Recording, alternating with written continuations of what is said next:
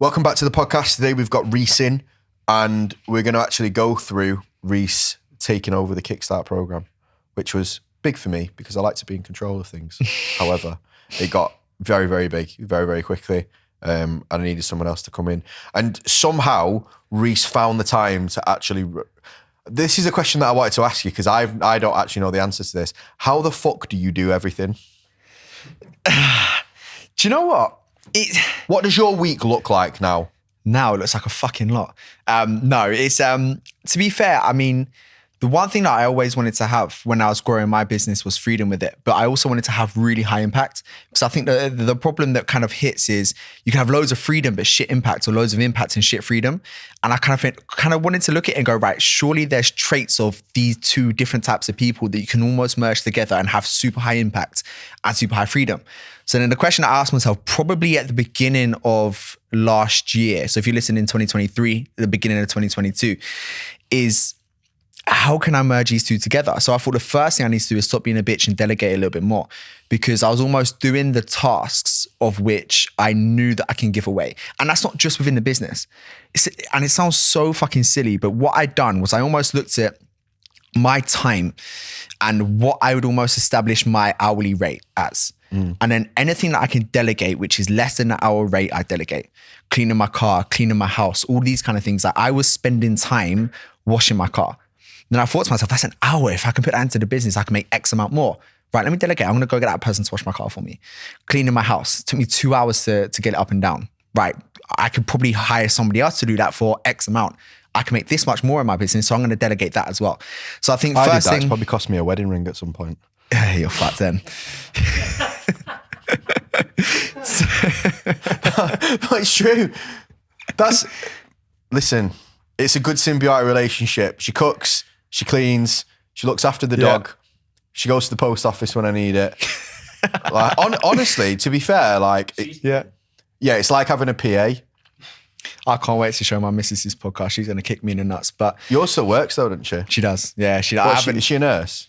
So yeah, she's like a call handler. So, but to be fair, she has that, and then she also does fucking everything as well. So, do you know what? Actually, I had the conversation with her not too long ago about her actually quitting, because we was going to move to Dubai for a quarter. I don't know if we're going to do it now, but that was the idea. So, when she was like, well, "What do you mean? What am I going to do with work?" See, I got her in lockdown, so I waited while she didn't have a job, and then I was like, "Why don't you not?" But I almost just said to her, "Look, just don't work." To be fair, that was pretty cool. Just say, don't work for 4 months. You know, I'll give you stuff to do. There's always stuff to do. I tried that, but then she forgot one day and got really upset. So now I just don't give her anything to do with the business. That's the only other thing. It's nothing business-wise. It's like all like life-wise. Like, but to be fair, it's a lot of stuff. Like if you think about like, you know, hiring a cleaner, hiring someone to walk the dog, hiring, you know, getting meal prep. Like all of that stuff. The thing is though as well, like, I'm a bit of a cunt. I do demand very high standards. So if I'm paying someone to do a job, I'm going to pay them well, but I expect a lot as well. So I know if I'm... That's sometimes the reason why I still think about hiring someone, because I feel tight when like I'm like, what, you know, like... Yeah, I mean, like, I know if I got my missus to do more, like if I said, you got to do this work for me, I'd expect it to do exactly the same as if I hire somebody else. And maybe I shouldn't, but it's just I'll tell you right now, that's toxic because I tried that. It is, but and at it didn't go down very well. You're running a fucking business. So that's almost the kind of thing that I thought about. I thought, right, I could do that, but they just don't think it'll go down well. So that's why I kind of... I'll tell you from experience, it doesn't go down well. So you have to just kind of let it. And now I've got now it's been, I mean, obviously Charlotte like teaches dance, like she doesn't like completely just sit at home doing nothing. But now I think it's at the point where like if she was like, oh, I don't really want to do the ironing, I'd just get someone to do the ironing anyway. I feel like now that we've kind of got into a place where there's no pressure on her to like, I find it really helpful if she does, because it means I don't have to hire someone to do it. Of course. But there's no monetary exchange of this is how much I'm paying you to do these jobs. To be fair, I mean, half because I'm a dick with stuff like that as well. Like, I mean, I think half the time, I think she probably does a lot more work than I would say her job's 10 times harder than mine. So I think half the time, if I get her to do, like I worked harder as a teacher than I do now, and got paid for. Yeah, that's it. I think it's different type of work, but I definitely, I mean, if you were to say to me, do a 12-hour shift answering calls from people in the ambulance and do a 12-hour shift in what I do, I mean, fucking, I'd say that all day long. Have you ever looked at the clock on anything that you're doing? No. I see. I always said to right when I did, you know, when you do work experience at school, Yeah. your parents are supposed to like, you either can get the school to sort it or like your mum and dad can sort it out. Right, yeah. And like for some reason, my mum fucking put me in the charity department of the NHS with her mate. To be fair, it was hell for 2 weeks. Yeah. All right. But it was the most boring job that I could ever imagine. Clock watching. It was the end of the year. It was the end of the financial year. And what I was doing was sending out people's end of year charity invoices to them. So all I was doing was printing off a label, putting the invoice in it and putting it in a pile. But there was hundreds and hundreds of these things. The worst thing was, I'm assuming that there's some kind of machine that like makes envelopes sticky.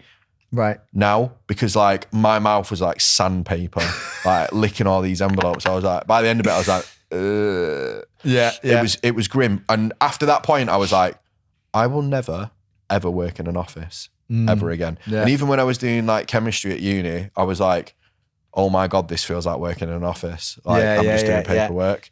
Like, fuck this. I'm leaving. And I quit and did another course. I think I'm naturally, I must be pretty lazy, but it made me feel better when I actually saw, I think it might have been Bill Gates that said, he would always find a lazy person to do a job because he finds the easiest way to do it. But I always remember, I remember when I went to Royal Mail, and you had to, what you do, you got like different postcodes in front of you, and you got like this big box of letters, and you've just got to get the letter, see the postcode and drop it in.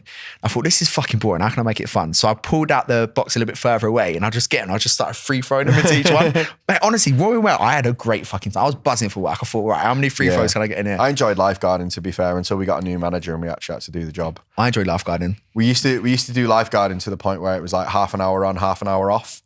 I did the same thing, yeah. But when we had a certain manager, like the half an hour off was like actually half an hour off. So you used to just go fuck about. Oh, I never or like got that. go train in the gym. That's a One day we built a snowman. Well, when the new manager come in, he's like, what are you doing on this half an hour off? I'm like, in the staff room, lad, having my lunch. Why? And he's like, you know you're supposed to fucking work, right? And we're like, no one's ever told us that. When I was like, but generally, we weren't doing it to doss about. Like, no one had ever told us there was other jobs to do. Yeah. Like, all it was like do a pool test and like clean the changing rooms at the end of the day. I used to lock myself in the little changing rooms and just put my feet up on the bench. So if a manager comes past and tries to look underneath, he couldn't find me the old shit. Used to always make sure I was carrying a jug of lemon water around. I just used to hide.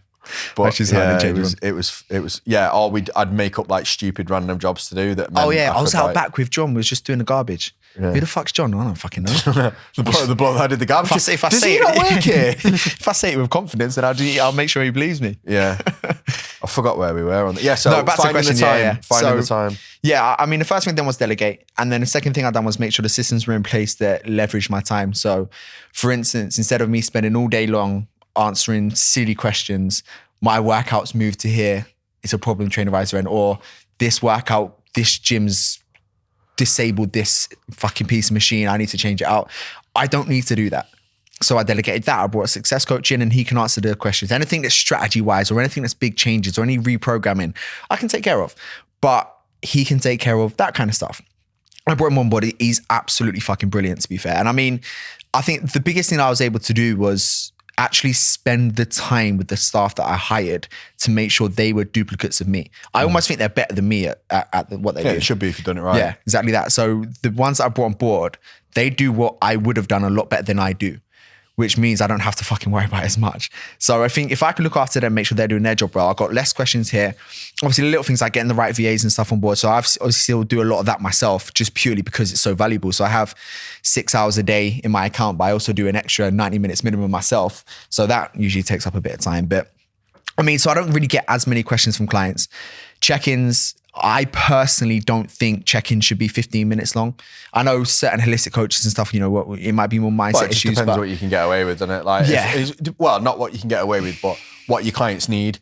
Like, and if you've got a success coach, like dealing with a lot of the issues during the week, they don't need as much. What is there really to do? And I mean, not only that, my clients are quite similar to me. So I think I'm quite lucky with the audience which I work with. They are also business owners, They professionals. don't have fucking 15 They minutes. don't have 15 minutes. Yeah. And like I say to them, look, you got the option. You can either have a Loom video or a WhatsApp check-in. These guys want to fucking go. Right, I can put a WhatsApp check in my headphones. Brilliant, give me WhatsApp. Great, so I'm going to give you feedback, but I'm not just going to purposely waste time and waffle. Here's what you've done well. Here's what you've done shit. Here's what we need to implement this week. Here's what we improve on. Let's go.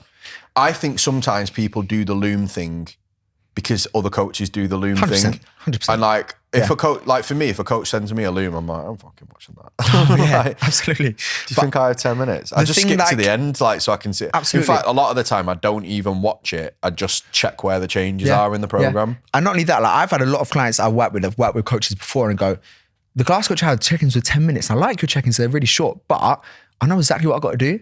Because like if I know if I give this person a 2.5 minute check-in, but I know crystal clear this week, this is what I do.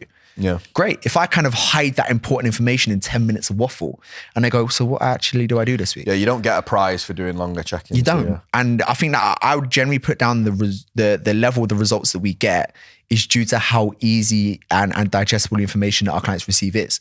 So they can just go away and go, right, this week I've got to do this, this, and this. And now every single week they've implemented those things to the point where it gets to check and I think, do you know what? You fucking ticked every single box here. So now I'm just going to say 30 seconds of you're fucking smashing it. You look insane. Good fucking work. I'm not going to start making up problems just to solve them, just to look like I'm giving them longer feedback. So yeah, I think that was one thing that I almost had to come to terms with, the fact that it's okay to do that because that's really what they need. Because at the end of the day, I'm getting them a result. I'm not giving them, like, people think, oh, if I'm coaching someone, they're paying for my time. They're not paying for your time. They're paying for the result. Agreed. So I think if you can kind of detach yourself from that, you know, And it's about not just like gutting the service for the fucking sake of it to save time. It's about making sure it's efficient, right? Absolutely. If you just had your business to do, Yeah. I know you'd probably do more. Like, but like, if I said to you, like, how much time do you spend on your business currently a month or a week? A week? I mean, are we talking maintenance or are we talking total? Where are you now? Well, I mean, from a maintenance perspective, I would probably say per day or per week, about 4 hours, we can maintain the business on very easily. And from like a content perspective, I think I'm quite lucky that when I do stuff like create content, I'm quite quick at it. Yeah. Like I don't need to do like, stuff, you know, 50 takes and it's quite quick. You know, so I think I'm able to do these things a little bit faster, which means I've got more time to do everything else kind of thing. So I think, so I'd probably say 4 hours on maintenance. If I had to squeeze it down and time constraint things, including lead gen, including content, including, you know, calls and stuff. I mean, the only time it can get long is if you've got more calls because we don't have a sales team. So if I've got to take more calls, so if I'm doing a launch, those weeks can be longer because obviously you're getting more volume of calls in. I mean, we done a launch not too long ago and we had, you know, 30 odd calls booked across 2 weeks. So like weeks like that, you know, you're adding extra hours to the day, but generally I'd probably say we can do it on 10 hours, 15 hours quite comfortably. Yeah. Quite comfortably. You do more because you're trying to find new ways to move the business forward. But I did find a couple of months ago, it was a case that I was just finding problems, making them a bigger problem and then finding a solution and just breaking things for the sake of breaking it just to fix it. Yeah. I remember like at the end of GRT, I was doing it on a day a week. Yeah. I just worked on a Monday and then did everything else every other week. Yeah. And it just depends how efficient you are at stuff. Like we put out an ungodly amount of content, but if you added it all together, we probably do 3 full days. Yeah. We probably do 4 half days and then like a full day here, like 2 half days here. Yeah. I mean, we post 3 reels a day, 2 podcasts a week. And obviously we repurpose the reels across everything, but we'll do 3 short form content a day and then 2 podcasts every week, 1 guest, 1 solo. And it don't take that long. No. I pay my little brother to do my editing for me.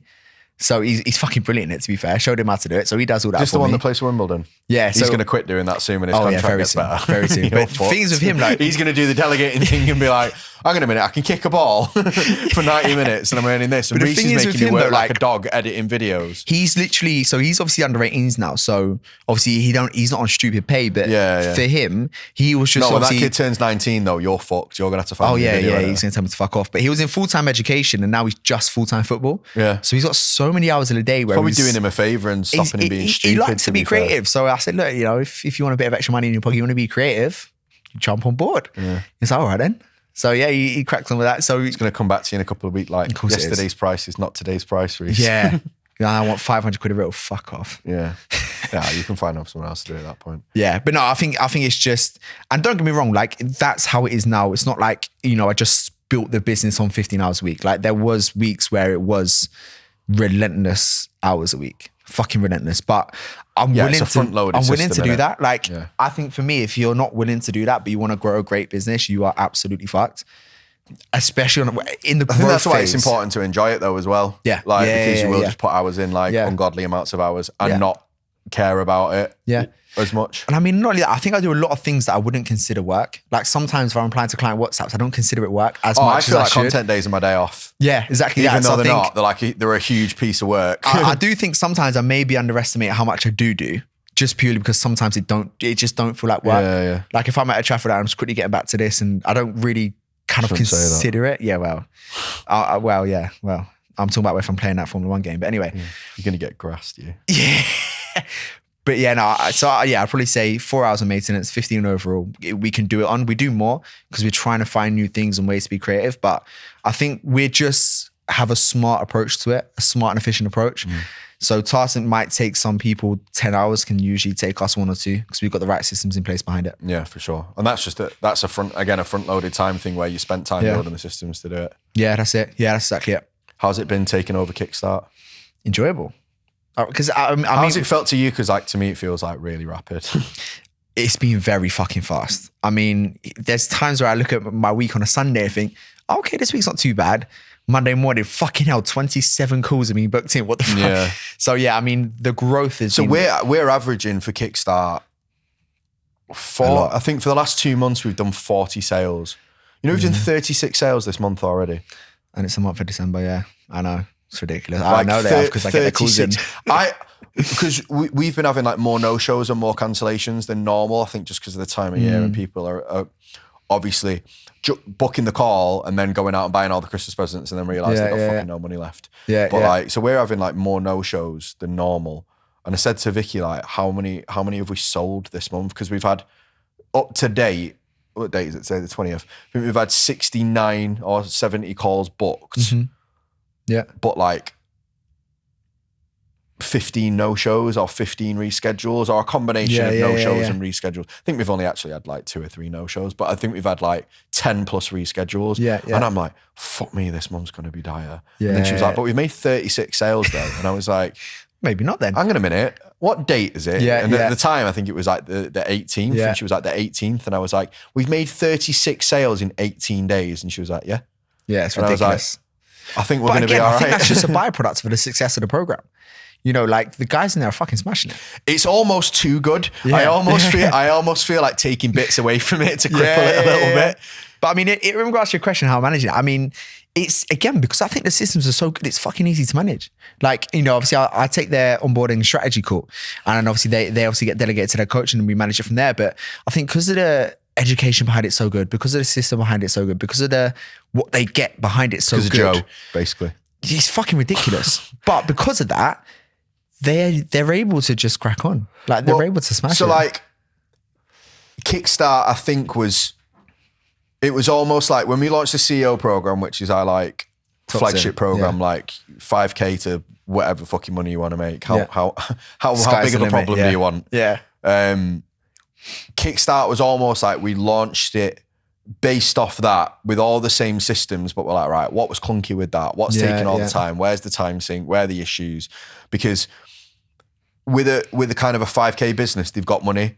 So if something takes a couple of days, it's fine because they're not scrabbling. Yeah. Whereas we knew with Kickstart, everything had to be bam, bam, bam, straight, bam, slick.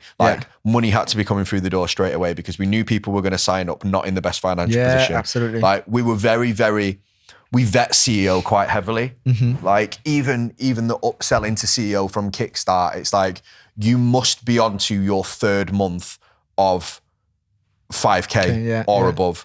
We give them the financial settings that they need to have. So if you're going to do if you're going to do CEO, you realistically should have, 12 to 15 grand in the bank. This shouldn't, the pay in full option should actually be feasible for you. You just need to think about cash flow. Yeah, It shouldn't yeah, be, do for you have sure. 8 grand, Yeah. like 8 to 10K? You should have 8 to 10K in the bank. Absolutely.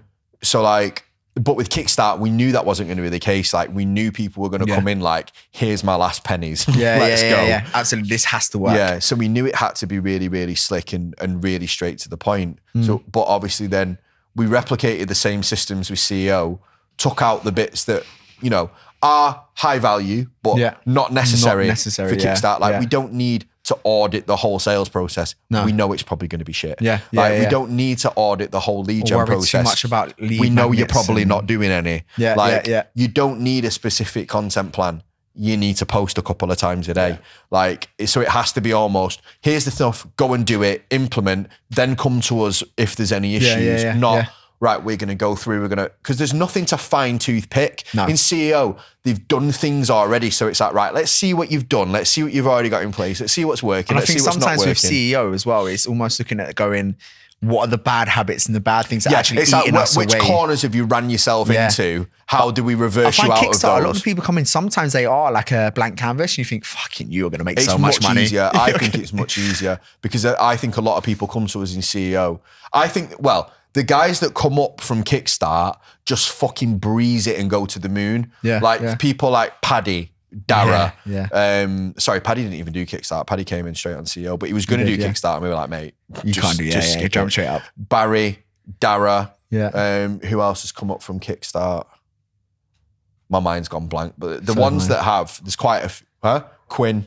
There's quite a few that have come up through Kickstart and just gone silly. And it's because they already have all the stuff in place. We didn't need to like unpick everything. So that sales audit is like, nothing. Not only that as well. Let's put your price up by 20% and see if it breaks. Then we'll audit it at that point. I think the amount in the pipeline that's going to be upgraded to CEO, because obviously with Kickstart, it's had a very exponential growth recently.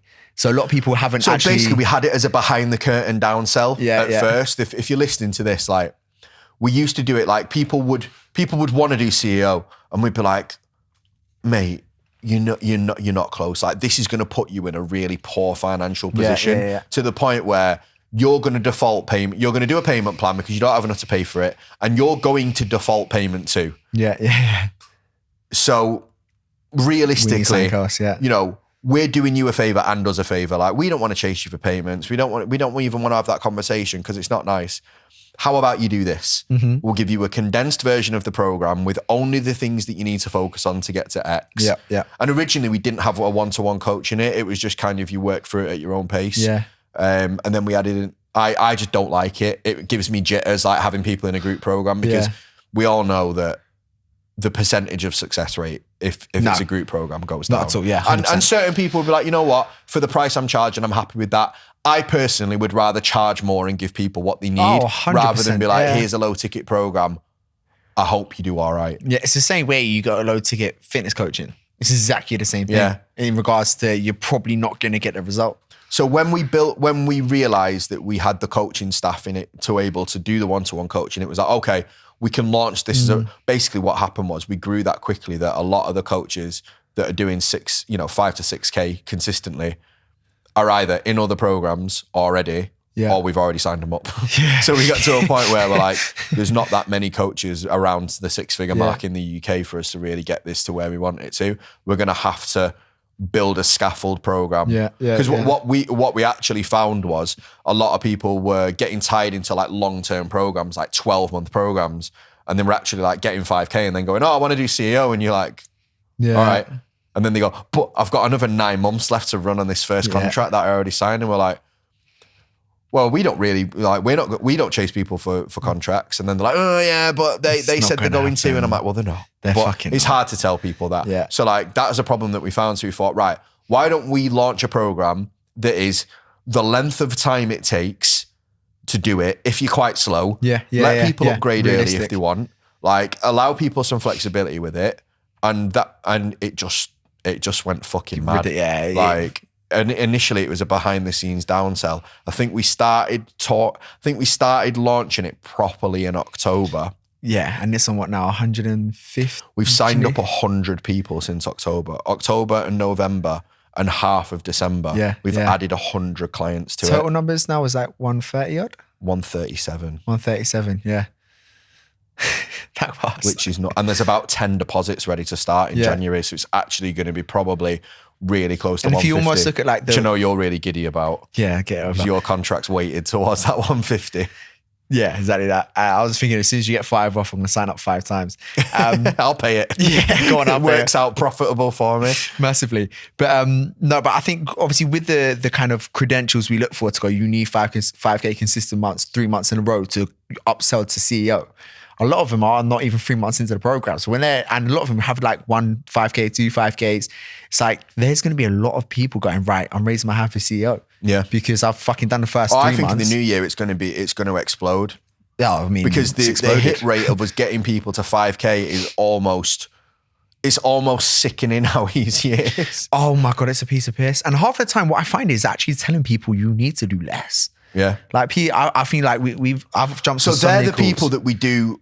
They're sometimes the ones that stick out as not an issue, but the ones that don't get it because we're really clear, right? We're not going to give you a bag of tricks. We're going to teach you skills. Yeah. So then they come in and they're like, hang on a minute. So all I'm doing is posting content, speaking to people and coaching my program. And we're like, yeah. And they're like, but the last coach I was with had me doing a lead magnet and I was building a funnel and I was doing all the, I was running challenges and I was doing this and I'm 5 like, times a week and I've got 12 people on my email list. Yeah. And I'm like, that's fine. Not How yet. long were you working with them? And they're like, a year. And I'm like, cool. How much are you making? $2,000. I'm like, that's the issue. You're not really in a position to tell us what you need. First of all. But then secondly, it's like, you've got 2 options at this point. You were either doing the wrong things, which you were in half. You were doing things that you didn't need to do. Yeah. But half you were doing the right things. So here's the other problem. The things that you were doing right, you were doing them wrong. Yeah, what do you mean? I'm like, you were doing the right thing. I know you were already messaging people and you're already doing sales calls and you're already doing content, but you're doing it wrong. Yeah. And clearly it's not working. And it is building that skill up. Like I've had people jump on like calls and go, I'm unbelievable at sales. I close at 100%. What do you charge? 100 quid a month. Well, I'm not surprised you close at 100%. It's like trying to give gold out for free. I'm sick at sales meetings. Do you want some gold? Yeah, of course. Yeah. All right. 100% close rate. Yeah. Everyone I offer this gold to takes it. My last program, I was giving away a free lead magnet. I sold them all. Well done. You know what that reminds me of? Car salespeople. Yeah. I don't think you're a salesman if you do cars because most people will go and search the car. Right, I want that car. That's the car that I want. That's just the price. I've already seen the price of the car. I know the mileage of the car. I know what spec the car is an auto trader. I'm going to go to that garage and I'm going to buy that car. And the sales guy goes, right, what are you here for? And he goes, I'm here for that Mercedes. And you go, what I'm going to do is I'm going to pull that Mercedes up so you can take it for a test drive. And then the test drive, you go, do you like it? You go, yeah. It's the funniest thing is I literally done that. You go, yeah. Have you already got finance for it? Yeah, I've already asked the bank. And you're like, I made a sale today. And I'm like, you didn't make fuck all. All you did was sign a fucking piece of paper. They'd already sold themselves in the head 3 weeks ago before they made this appointment.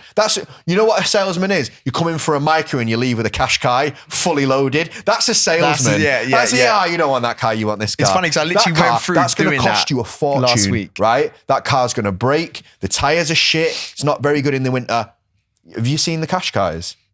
But they're expensive. We'll talk about that later. The funny thing is though, I actually went to 4 dealerships last week to get a new car. Not one of them tried to upsell me. And you're a young lad, right? Going in, I could have been persuaded. Yeah. So I don't want to say how much Reece bought his car for, but it's not a cheap car. No. It's premium. So you go in and you go, this kid's spending money. So they either thought you were joking and you weren't going to buy the car. They didn't believe me at first. They didn't believe me at first. To be fair, I get that all the time. They asked me on the train the other day whether I knew you had to pay more for first class. The conductor came past and he's like, and I wasn't trying to be a dick, but he walked past and he was like, you know you have to pay more for first class, right? And I'm sat there thinking, you cheeky cunt. My watch is more than your fucking whole yearly wage. Shut the fuck up. And that's not to be a dick. It's just I was in a tracksuit to be fair. But I was like, it's not that expensive to go in first. And he was like, you know you have to pay more. And just the way he said it, he was like, you know you have to pay more to be in first class. I was like, well, funnily enough, when I paid the ticket, I did realise that it costs more than the other class. But I bought it anyway. And he's like, oh, you've already got tickets. And I was like, is that not how this normally works? And he thought I'd just scummed my way up from like the back of the train. To be and fair, I sat used in to do that first growing class. up all the time. Yeah, I know. I'll pay it if they come round. Yeah. But Or if they come round, I'm asleep. yeah. Oh, the Wi-Fi shit. I can't get my ticket up. I usually just turn my phone off and fall asleep, and there's no chance. They can prop me as much as they want. I am not opening my eyes for shit. So you're in a full Nelson getting dragged off the train. My eyes are not open. No, but like, so yeah. And not one of them tried to upsell you. No into one a car. tried. Well, to be fair, the only time they tried to upsell me was when I had to write down, because Oh, they give you the shit stuff then though. Like, do you want tyre protection? I'm like, bro, you're trying to sell me the wrong thing. All right. You had a Cullinan over there. And if you'd have tried hard enough, But I'd you know what have it was? sold all my watches to get in that Cullinan. Yeah. What's that? I got stuck in the pen for the protection paint around your car. Didn't even Oh, I done that. As I don't know. right, I'm not going to say it's because you're a girl. No, I- It's because you're not massively into cars, so you don't know what you need. He just was like, and you get this, and it was like, okay, yeah, just like. A lot of them like stick warranty and PPF on the top of it and just be like, yeah, you're getting it. Do you know what though? Like when I went in, the only time he tried to upsell me was when I said how much I'll put down as a deposit. Because he was like, oh, you know, you can get something more expensive for Yeah, that. and A then- bit late by then though, isn't And it? at that Because you've point, already got the paperwork. I've already said to him, I want that car. And then when he started to actually find out about me and go, oh, what do you do for work? You know, If he'd have said, what kind of car are you looking for? What kind of budget have you got as a deposit? And then he goes, right, we've got the Q8. You know, we've got an RS around the back. yeah, if he asked me I can more, probably like, get you. every time if I you're went in, if you're willing to move on the monthly, I can probably get you in that RS. yeah, no one, You'd have been like, exactly that. how Yeah. much? But when I went in, no one took the time. I think they almost looked at me as a little bit young and maybe naive and thought, oh, he's not going to buy anything. Yeah, But sure. no one took the time to find out anything about me until I actually made a decision on what car I wanted. So if I went in and they actually took the time to go, you know, what you do, you know, how does things work? You know, what you get up to? And if they actually took that time, they might have actually then been able to go, okay, maybe we might be able to upsell you to that or that. And I might have actually been Or interested. You've got a business. We've got these electric cars over here that are fucking brand new that you can get off your tax bill and all of that stuff. I'm sure you'd already made that decision that you weren't getting an electric car. Yeah, no, I wasn't going to do that. I mean, my accountant was like, you should get a Tesla. I was like, no, I fucking shouldn't. It's got no personality. I don't like it. So have you managed to wangle into getting that Taycan yet? Yeah, maybe next November. Maybe next night. That's long, that. I'll put a deposit down on it. Yeah, so you're just waiting for it. Do you know one thing I okay. like about the Tesla though? It's got a fart horn. That is fucking sick. Imagine being You're in traffic. still, you're still 24. I'm a child, but imagine that being in traffic. That's fucking brilliant. Sometimes I forget he's a kid until he comes out with stuff like that. the Tesla's got a fart horn. It's fucking brilliant. It's got a fun one. The other thing that's brilliant about Tesla is they can upgrade the car just manually without you, being there. You know when I bought, this is what kids do now. When I bought my Lambo, when I drove it, this kid was like, "That's nice. My dad's got a Tesla," and I was like, What kind? "How is this a conversation?" I was like, "That's like my dad's got a fucking Ford Cougar. Well done." Yeah. But that kid was, because it's electric and it does all mad Yeah, shit. yeah. He was like, "My dad's got a Tesla," and I was like, It's got an iPad in it. "That's good." He was But like, the and only then I'm thing, thinking, though- I'm like, you know what? Like 0 to 60, that Tesla's probably faster than this as well. But do you not see, like, they've done the update and everyone woke up in the morning and their Tesla's 0 to 60 was like a second faster or something along those lines. Yeah, that's like tuning your engine, isn't it? Like it's to do with the electronics. Yeah, but like and the CPU obviously, and generally stuff. you would have to take that into a mechanic to get something, but they just woke up in the morning and they reprogrammed the system. So they didn't do nothing. Their Tesla sat on their drive and they woke up in the morning and it was faster. That's Matters. fucking quality. Although, like, really on your commute to work, you're probably not going to notice the difference. Of course not. You're still stuck in traffic in it. So, yeah, sales, people suck at it. Yeah. And that's all we focus on in Kickstart, right? It's really basic. And like, we've had people come in that have done other business programs that are like, well, I've done this before. And I'm like, You you haven't need done to it do right. more of it. Yeah. But at least, I think because we're quite blunt about that fact before we come in, like, we are very clear, like, we are direct marketing. Yeah. Like, we are go out and get clients and make money. Yeah. Your clients are not going to jump in your lap. If they are, it's going to take fucking ages. Do you want to wait 2 years to build a business or do you want to do it now? We get fast results with our clients. Yeah. And I think They're sustainable because we build, once they've got cash, then we build out the pipeline. But like, Kickstart is about getting your head above water, getting yourself out of the scramble and kickstart of month the by business. month. Yeah, and Kickstart. And that's why I called it Kickstart, because it is kickstarting the business. It's getting you out of that perpetual, I've got no money left. I don't know whether I can stick this out. I'm in fucking chaos because I'm worried about my bills. And that's the issue that we solve. You get to consistent 5K a month. We give you only yesterday, actually, I just finished this. We give you the financial breakdown of how much you should pay yourself, how much you should save to make your business stable within 3 months' time. Yeah. That's the whole point. And it's also to give you the foundational skills then so that you never go back to stage one. Because if we give you tactics and if we give you strategies, those will stop working. Like we've already spoke about when we spoke about the offers. Eventually, the offer and tactic will stop working the longer it goes on. However, if you learn the basic skills of making sales, of closing in DMs, like using conversational skills to book calls, because that's a sale. It's all sales, realistically. But if we teach you how to generate leads manually, directly, by speaking to people, you can do that by text, you can do that by phone, you can do it by email. As the systems develop, it's the same shit. Yeah. Like when TikTok allows messaging, you'll be able to get straight, it does in the US now, by the way. So that's coming. You'll be able to get straight onto TikTok and start generating direct leads from TikTok straight away. It's transferable. Massively, yeah. Being able to post, I'm looking for 5 people, is not transferable skill. I think not only that, people rely on those as well. Like you need to have steady, I call it predictable lead flow. I like spikes. So I like to map it out like, look, you should have a C. Yeah. So this is your 0. Yeah. You should constantly generate this many leads, like ongoing throughout the month. Yeah. So like we know, for example, that when we hit KPI, which we mostly do most of the time, we should book, I forgot what it is now, 6 calls a day. Yeah. So 6 by 22. It works out as about 130 to 140 calls a month. Yeah. And we know that we're realistically going to sell around 60-ish new sales a month. And we've built our whole business off that. We've done no spikes at the moment because we're not even there yet. Yeah. We did that consistently for 12 months until we got it right.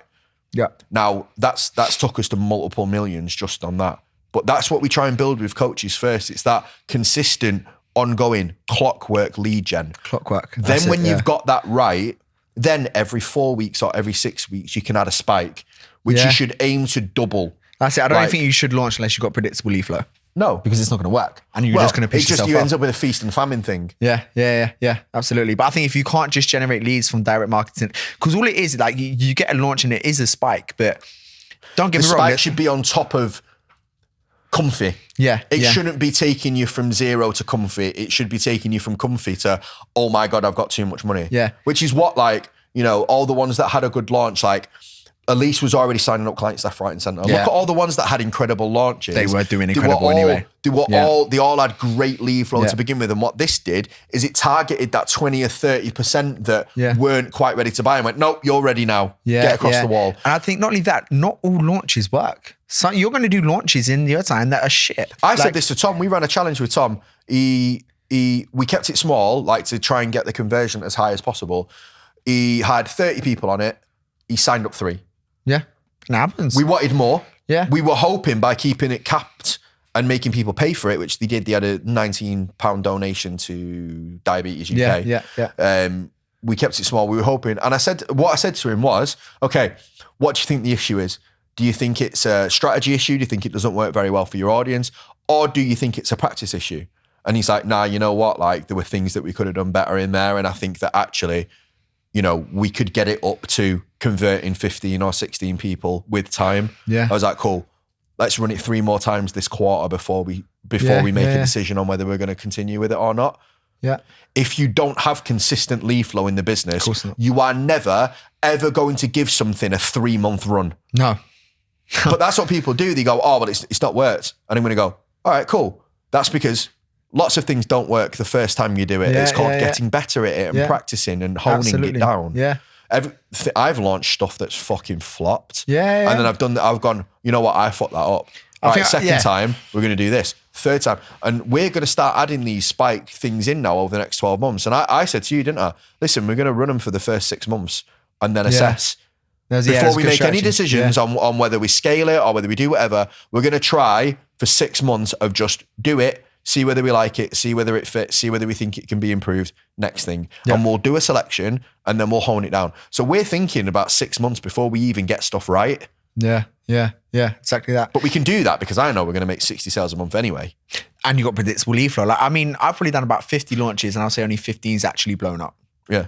But because it's just how it is. Not every single launch is going to convert every time, but you're going to have those ones. Mate, we launched a program and the world shut down a day after. Yeah. We were in the middle of launching GR8 and the whole world just collapsed. And that's been, there's things that are out of your control, like fucking lockdown and shit like that. Like that shit happens. That stuff happens. And then there was other times where like we were about to launch and then the world was opened up again. So we were tailoring it on like, right, you've got a social life back now. You need to learn how to manage it and do your results and say that. And then, oh no, we're not doing it anymore. You've back to lockdown. And we're like, fuck. I had a couple of those in there as well. But like you've just, again, if you've got good systems, and that's why with Kickstart, that's what we try and do. Yeah. And I think, again, come back to like simplifying. I think we simplify the things down to grow these skills, be fucking great at them, and you will make money. I think people think, oh, okay, cool. If I get to a call and I try and pitch an upfront, then I'll do an A and B, right? That's sales done. No, there's so much fucking more to it. Yeah. Or if I just get someone to drop 5 kilos, I'm a great coach. That means like I'll grow. No, there's so much more to it. And I think when people grow these skills and get fucking great at them, they realize I didn't need as much as I thought. I just need to be better at this more. Things that will move the business forward the most. Yeah, for sure. What are the biggest things that you've seen from people that have been successful in Kickstart? Quick to implement. I think the ones that trust and take on board advice straight away blow the fuck up very fast. So I think, again, the ones that just literally look like on the onboarding call, this is a strategy, and they, right, done that. What's next? Oh, fucking hell, you're already on 5K, 6K, you're already on your way to going up to CEO. So I think the ones that are quick to implement are the ones that grow very fast. I think the ones that are able to actually put in a shift and manage overwhelm. Because I think a lot of the time it is going to be overwhelming when you go into a brand new program and you feel like, right, I see this on the internet, I see that on the internet, and almost coming in and going, right, do you know what? I've trusted these people. I'm going to invest into this program. I'm going to block the noise out elsewhere and just trust what they tell me. If you trust what we tell you to do, your business will grow. It's fucking proven. Like, we're not just giving you a strategy that we hope is going to work. We've trialed and tested it on ourselves, on hundreds of people. This shit works. And if it doesn't, you've got a one-to-one coach where you can be like, you find something new. This isn't working, or I'm not managing to make this work. Can you have a look at it? And we're like, yeah, of course we can. Let's have a look at it. We have lives every single day where you can be like, okay, go to one of the exec team. Yeah. You've got sales Vicky's there, like lead gen Shannon's there. Absolutely. Like you can go and get like expert help on it. Yeah. So I think the ones that are most successful, those are quick to implement, those are able to block the noise out elsewhere. Because they see online, oh, I should have a lead magnet if I'm on 1K. No, you shouldn't. Things like that. They can block that noise out and listen to us. I think the third ones are the ones that are willing to actually extract all the information that we give. So the ones that attend, like I said, every single day, Monday to Friday, we have a new live strategy skill session. You attend all of those, you will have so much fucking tools in your toolkit. Yeah, we do like sales role plays, lead gen role plays. Like you get an extra hour of practice without having to like have the call in your diary to practice on. Yeah, absolutely. And they're all like specialists in the field. Like every Monday I'll take a Q&A or something around business ops. Every Tuesday, Simon will take a content call. Every Wednesday, Vicky will take a sales call. Every Thursday, Shannon will take a lead gen call. Katie and Lewis will take a coaching call on Friday. You've literally got everything you need to scale. Those who attend each one of those, or, sometimes we're not able to attend each one. Even like two. You pick attend the two that are the biggest thorn in your side and go to them. You're going to fucking grow. And I think the ones that can tick off those three really, really well. So utilize everything there is to offer in the program because there's a fucking lot of value in there. Quick to implement and are willing to block out the noise elsewhere. I think if you can do those 3 things, it almost makes it so much harder to fail than it is to succeed. Yeah, for sure. What about you? Oh. I almost think like it depends which area they come in on. Like if you come in from like that 2K thing, I think the blocking out the noise one is really important. I think you need to come in and we're very clear about the way that we do things. Yeah. So when you come in, kind of don't try and break the mold and like launch a random like, I'm going to run this 6-week thing and then I'm going to multiple offers. I think cause a lot of problems. Yeah, I agree. So pick one thing that you're just going to do. And if it has to be a new thing, that's fine. If you have to burn down a business with 19 different price points before, cool, do it. Because I think the ones that come in that have multiple offers always struggle because once you've made a decision to choose that coach, you almost don't want to make another decision on which program you do with that coach. So I think having one clear offer, I think coming to us the ones that come to us knowing who they want to coach Yeah. makes a big difference. Yeah. Because like sometimes we're having conversations with people like, oh, I don't really know. And you're like, well, why did you get into coaching? And be like, oh, I just like going gym. And they're the ones that like are a bit of a struggle, because then you really need to kind of extract it out of them. When really, if you're going to do a coaching program that's there to like help people, you should really have some sort of desire to help a certain kind of person. Yeah, absolutely. And sometimes people need help like verbalizing it, which is fine. Yeah. But some people come and they don't have an idea at all. Or I think even showing them like not what it should be, but almost helping them see it for themselves. I think sometimes people deep down know who they want to coach, but they can't see it or they don't believe in it. So a lot of the time people go, I know that I'll be great with this type of person, but I don't think it'll saturated work. Yeah, I or don't think it'll loads work. of people, or no one coaches this type of, or this one. But it's like if you actually helping them, I suppose, overcome limiting self-beliefs behind the niche of which they think they want to work with, but don't think it'll work. Yeah. Is often what I think we need to do as well. And then again, another thing that I think is just putting the reps in, like doing the skill work, like taking calls, doing lead gen when maybe it's not working the way that you want it to, but you know, if you do more of it, you're going to get better at it. Taking sales calls with prospects that aren't fully qualified because you need the practice at getting better at sales. Doing content twice a day, even if you don't fucking like it, because you'll get better at it faster. I think exposing yourself to the skills more, even if you don't particularly love them. I think that's maybe one thing as well that's probably the difference between Kickstarters and those who are in CEO is, I think the ones in Kickstart probably have just come off the back or are still doing PT, of which they love. And they think, oh, I love PT. I love when I've got to do, everything's fun. So I think almost establishing the skill to put up with boring shit. Because there's some parts of like running a, you know, if you want to build like a 10, 20K a month business, like there's not all of it is going to be, you know, your most favorite. You're not going to wake up every morning and think, yes, lead gen, let's go. But you've almost just got to be like married to the process of getting it done.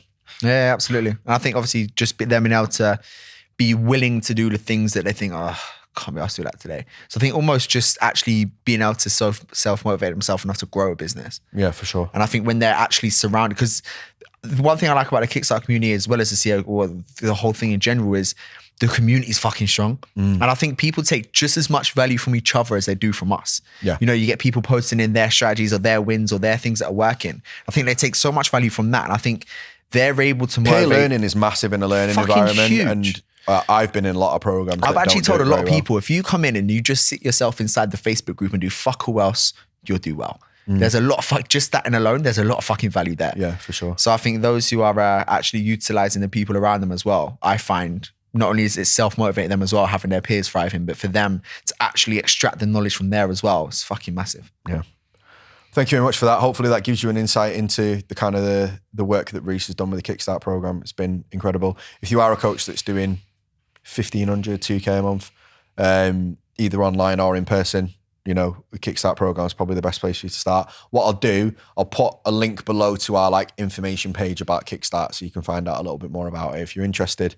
And then that should give you all the information you need. Obviously, you can... Don't ask Reece because he's got enough on his plate. I would say you can ask Reece about it, but the kid does enough. So I won't give you his Instagram. However, it'd be my VA answering it anyway. Yeah, you can message me as Steve McGrath. It is just Steve McGrath, isn't it? There's no underscore. I forget. I don't really look at it anymore, to be fair. At Steve McGrath, we'll answer all your questions that you've got about it. You can let us know. And yeah, hopefully we'll see you again.